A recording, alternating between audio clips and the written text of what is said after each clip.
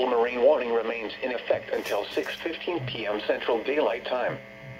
For the following areas, coastal waters from Pensacola, Florida to Pascagoula, Mississippi out 20 nautical miles, at 5:31 p.m. Central Daylight Time. Strong thunderstorms were located along a line extending from 19 nautical miles south of Sand Island Lighthouse to 10 nautical miles southwest of Farewell Buoy to 10 nautical miles southwest of Petty Boy Pass, moving south at 30 knots. Hazard, wind gusts 34 knots or greater. Source, radar indicated.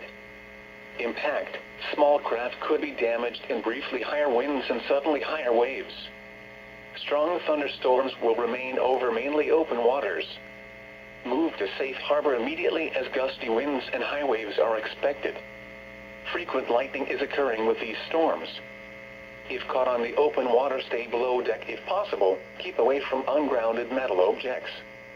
Repeating, a special marine warning remains in effect until 6:15 p.m. Central Daylight Time for the following marine location: coastal waters from Pensacola, Florida to Pascagoula, Mississippi out 20 nautical miles.